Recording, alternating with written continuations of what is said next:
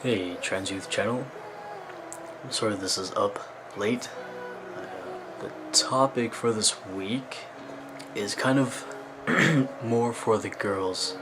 I don't think I can answer it, so I'm sort of asking a question. And that question is, recently there's been this heavy surge of online trans activism, I'd say, in the trans male community, focused on this idea of trans enough. In community bullying and infighting amongst trans men, because some guys, like guys who are in my situation, I'd say, so have either had surgery and are taking hormones or want those things, want their name legally changed, want their sex designation legally changed. They want it all. And there are other individuals in the trans male community who don't want some of those things or don't want any of them, but still associate with that trans label. And I haven't seen that in the trans woman community, and so I'm just wondering if that is something that trans women feel like. And I know there's genderqueer and trans woman, but that sort of applies to trans men as well. You know, why aren't these individuals just calling themselves genderqueer instead of appropriating the trans label, which I don't even think it's an appropriation, like identifying under the trans label, but not necessarily following the expected steps, or moving through all the expected stages. It gets complicated, naturally, doesn't everything? Because there's this social aspect to it as well, where society gets really upset around the idea of men acting feminine or displaying any sort of perceivable femininity. It makes people really upset for some reason, which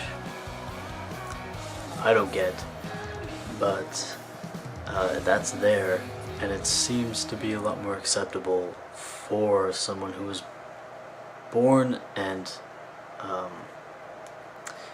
assigned female at birth to adopt a more masculine identity and either transition into masculinity. So my situation, female to male, that's what I'm aiming for, but also just sort of hanging around in the male end of the spectrum but not committing to it. Does that? I don't know. That seems more acceptable, and I think it's just an insecurity within the trans male community. But for trans women, I feel like society would have such a hard time with someone who was born and assigned male at birth and identifies as this fluid gender, doesn't want to take hormones, doesn't want to get any sort of chest augmentation surgery or anything downstairs.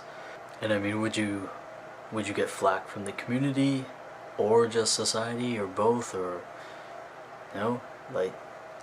are there trans women who feel that way, that they don't want these things? Is there pressure to get these things because it would just be so difficult to live your life without having surgery, but you don't want to live being perceived as male, so you have to go the whole way and be perceived as female, even though that's not really what you want, because of this social idea that men can't be feminine at all. Like, I don't know, and I don't know if things are changing. I'm not sure. So, I'm very ignorant, but I've been thinking about it. It's been there in my head, just hey.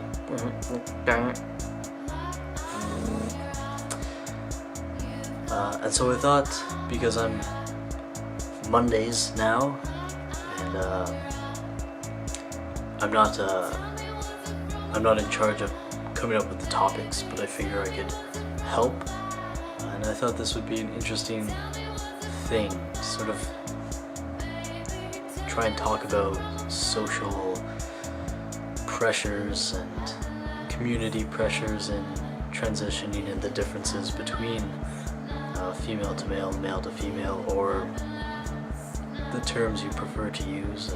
Language gets hard. We should do a topic on language and terms. That's I get stuck up on stuff. It's a bit daunting sometimes. So that's going to be my video. It was kind of boring, but I hope I get a lot of comments from trans women and just gain more perspective on this. If my question makes any sense. I mean, if it doesn't, you should let me know and be like, what are you talking about? I hope the girls on the channel have fun answering this. I don't know. Alright guys, peace out, have a good week, work hard, hardly work. Alright.